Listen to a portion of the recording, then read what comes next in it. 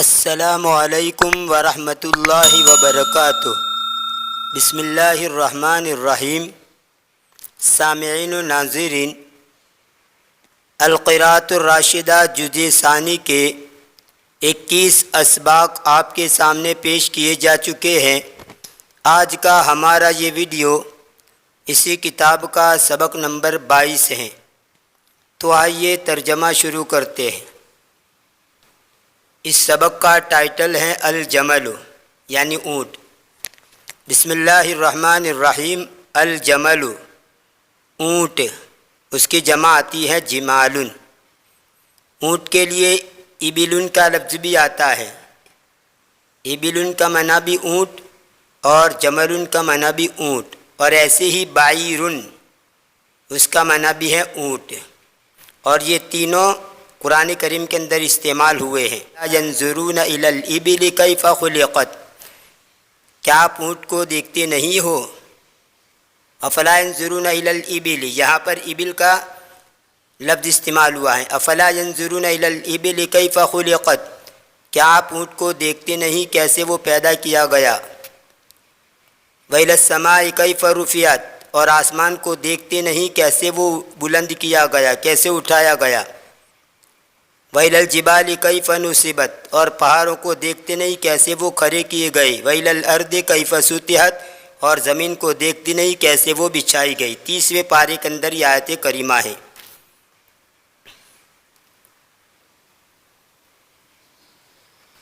اور قرآن کریم کی ایک آیت کے اندر ہے حمل بعیر وأنا بہ زعیم۔ یوسف علیہ السلام کے قصے کے تحت یہ لفظ آتا ہے حمل بعیر وأنا بہ زعیم، تو وہاں پر بعیر کا جملہ استعمال ہوا ہے۔ تو خیر، ابل، جمل اور بعیر تینوں کا معنی ہوتا ہے اونٹ۔ انظروا الی الابل، تم دیکھو اونٹ کو، کیف خلقت، کیسے وہ پیدا کیا گیا ہے۔ تروہا لا مثیل لہا، یہ اصل میں ترو نہ ہے، لیکن یا انظروا امریکہ سے گیا اور اس کے جواب میں آیا، اس لیے یہاں پر نون کو گرا دیا۔ تم اس کو دیکھتے ہو، لا مثیل لہا فی الخلقہ، کہ اس کی کوئی مثال نظیر نہیں ہے خلقت میں، مخلوق میں اس کی کوئی مثال نہیں ہے۔ فإن الجمل اکبر الحیوان الداجن جسما وأطولہ ساقا، اس لیے کہ اونٹ پالتو جانوروں میں سب سے بڑا ہے جسم کے اعتبار سے، اور سب سے لمبا ہے پنڈلی کے اعتبار سے، یعنی ان کا جسم بڑا اور پنڈلیاں لمبی ہیں۔ وَلِذَلِكَ كَانَتْ رَقَبَتُهُ طَوِيلَةً، اور اسی وجہ سے اس کی گردن لمبی ہے۔ رقبتن کا معنی گردن، اور عنقن کا معنی بھی ہوتا ہے گردن۔ حَتَّى يُمْكِنَهُ أَنْ يَرْعَى الْكَلَأَ مِنَ الْأَرْضِ بِدُونِ أَنْ يَبْرُكَ، تاکہ اس کو ممکن ہو یہ کہ گھاس کو چرے زمین سے، بدون ان یبرک، بغیر اس کے کہ وہ بیٹھے، یعنی بیٹھے بغیر کھڑے کھڑے گھاس کو چرے۔ برک یبرک بروکن و تبراکن کا معنی اونٹ کا بیٹھنا یا سینے کے بل گرنا، اور کلون کا معنی تر یا خشک گھاس، اس کی جمع آتی ہے اقلاؤن۔ ایسے ہی اشبن تر گھاس کو کہتے ہیں، اور حشیشن سوکھی گھاس کو کہا جاتا ہے، اور کلون سوکھی اور تر دونوں گھاس کو کلون کہا جاتا ہے، اس کی جمع آتی ہے اقلاؤن۔ اور رعا یرعا کا معنی چرنا۔ ورأسہ صغیر لیکون خفیف الحمل علی رقبتہ، اور اس کا سر چھوٹا ہوتا ہے تاکہ اس کی گردن پر وہ بوجھ کا ہلکا ہو، یعنی سر اس کا چھوٹا ہے تاکہ اس کی گردن کے اوپر زیادہ بوجھ نہ پڑے۔ اس کے برخلاف ہاتھی کو دیکھیے کہ ہاتھی کی جو گردن ہے وہ چھوٹی ہوتی ہے، لیکن اس کا سر بڑا ہوتا ہے۔ سر بڑا ہو اور گردن بھی بڑی ہو تو اس صورت کے اندر وہ بوجھ اٹھا سکتی ہے، لیکن پتلی گردن ہو اور بڑا سر ہو تو وہ گردن اس سر کے بوجھ کو اٹھا نہیں سکتی۔ تو اونٹ کا جو سر ہوتا ہے وہ چھوٹا ہوتا ہے، لہذا اس کی چھوٹا ہوتا ہے، اس کی گردن جو ہے اس کی گردن کے اوپر وہ زیادہ مطلب بوجھ نہ پڑے، اس کی وجہ سے اس کا جو سر ہوتا ہے وہ چھوٹا ہوتا ہے۔ وَأَرْجُلُهُ فِيهَا أَخْفَافٌ تَمْنَعُ سَوْقَهَا فِي رِمَالِ الصَّحْرَاءِ الَّتِي كَثِيرًا مَا يَسِيرُ فِيهَا، اور اس کے پاؤں اس میں کھر ہوتے ہیں جو ریگستان کی ریتی میں اس کو دسنے سے روکتے ہیں، وہ ریگستان جس میں بسا اوقات وہ چلتا ہے، التی کثیرا ما یسیر فیہا، وہ ریگستان جس میں بسا اوقات وہ چلتا ہے۔ ساخ یسوخ سوخا و سیوخا و سعوخا و سوخانا، یہ سب مصدر آتے ہیں۔ ساخ یسوخ سوخا و سیوخا و سعوخا و سوخانا، پیروں کا زمین میں ڈھس جانا۔ ساخت الارض بہم، زمین کا اپنے اندر کسی کو لے کر ڈھس جانا، اور اسی کو باب افعال میں لے جائے اساخ یسیخ اساخۃ کا معنی ڈھسا دینا۔ خفیف ان کا معنی ہلکا، لطیف، پتلا، باریک وغیرہ۔ اور صحرا کا معنی ریگستان، جنگل، کھلا کشادہ میدان جہاں پانی نہ ہو، جمع صحارا۔ اور رمل کا معنی ریت، اس کی جمع آتی ہے رمال۔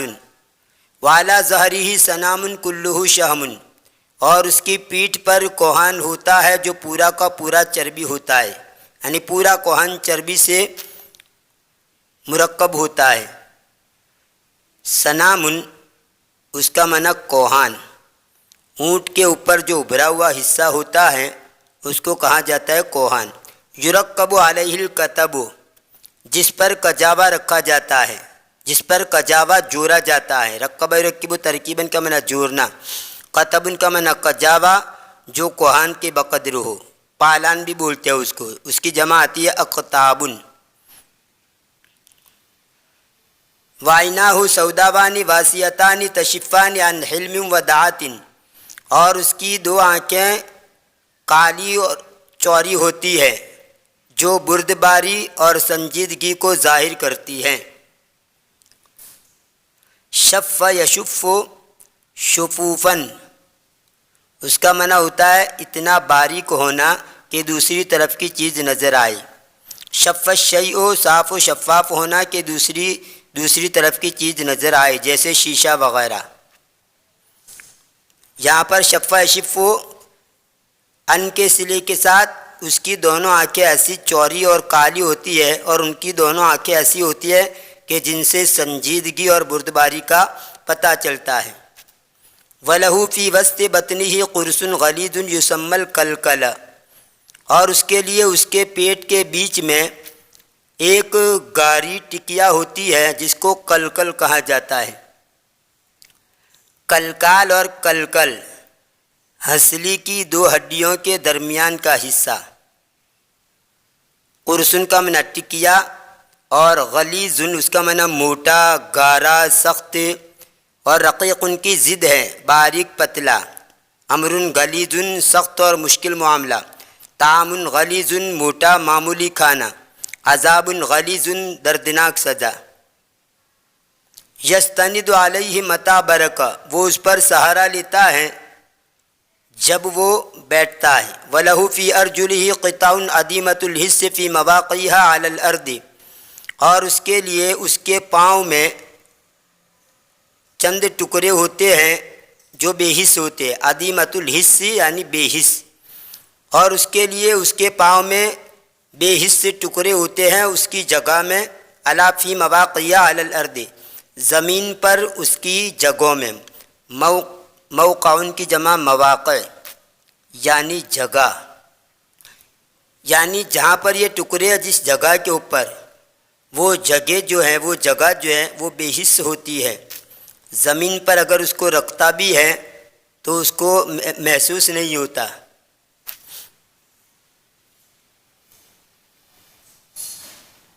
فجوف الجمل عجیب فی ترکیبہ لأنہ یحتوی علی جملۃ قروش، اور اونٹ کا جوف اس کی بناوٹ میں عجیب و غریب ہے، اس لیے کہ وہ کچھ میدوں پر مشتمل ہے۔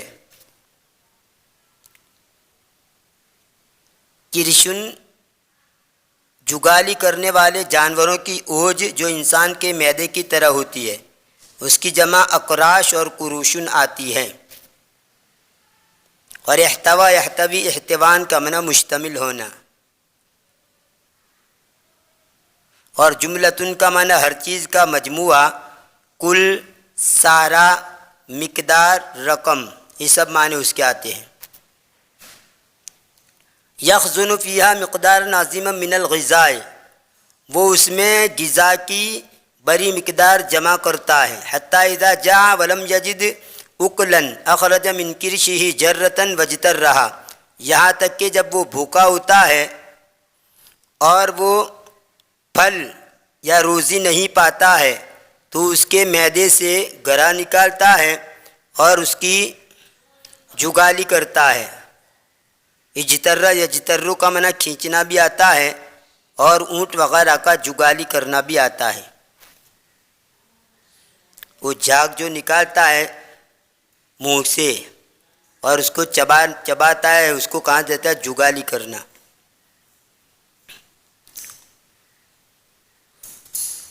وَلِذَلِكَ اُکُلٌ اور اُکُلٌ اس کا معنی ہوتا ہے پھل، وسیع رزق، اس کی جمع آتی ہے آکالن، جیسے قرآن کریم کے اندر ہے تؤتی اکلہا، تو اکلن اور اکلن، تو یہاں پر اکلن یعنی پھل، وسیع رزق۔ وَلِذَلِكَ يُسَمَّى حَيَوَانًا مُجْتَرًّا، اور اسی وجہ سے اس کا نام رکھا جاتا ہے جگالی کرنے والا جانور۔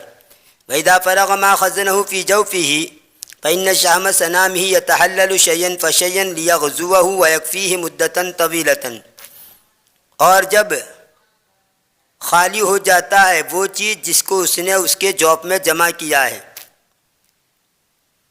تو اس کے کوہان کی چربی آہستہ آہستہ گھلنے لگتی ہے تاکہ وہ اس کو غذا پہنچائے اور وہ لمبی عرصے تک اس کو کافی ہو۔ تحلل تحلل تحللاً کا معنی گھلنا، پگھلنا۔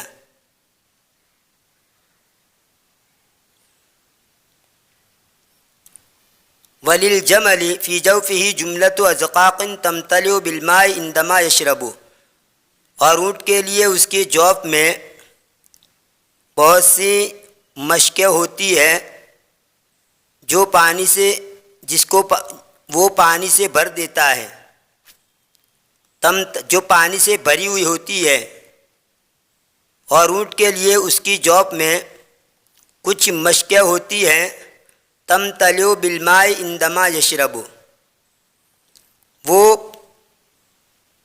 پانی سے بھر دیتا ہے جس وقت وہ پانی سے بھر جاتی ہے جس وقت وہ پیتا ہے۔ حتی اذا عطش فی مکان قفر لا ماء فیہ اغناہ ما خزنہ عن الشرب زمنا طویلا، یہاں تک کہ جب وہ پیاسا ہوتا ہے فی مکان قفر، ویران جگہ میں، قفر کا معنی بے آب و گیا زمین، غیر آباد ویران جگہ، اس کی جمع آتی ہے قفار، دار قفر خالی گھر۔ حتی اذا عطش فی مکان قفر لا ماء فیہا اغناہ ما خزنہ عن الشرب زمنا طویلا، یہاں تک کہ جب وہ پیاسا ہو جاتا ہے ویران جگہ میں جس میں پانی نہیں ہوتا، تو جس چیز کو اس نے جمع کیا ہے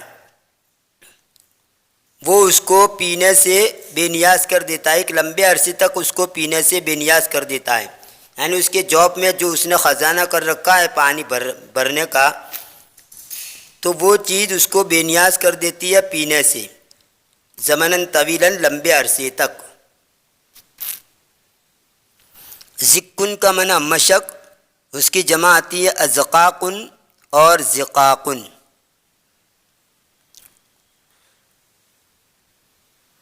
یہ تھا القراءۃ الراشدہ جزء ثانی کا سبق نمبر 22۔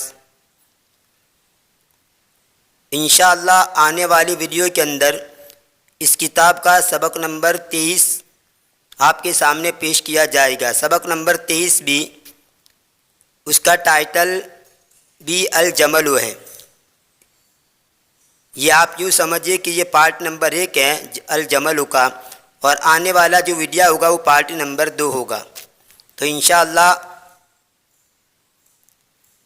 اس پارٹ کو آنے والی ویڈیو کے اندر آپ کے سامنے پیش کیا جائے گا۔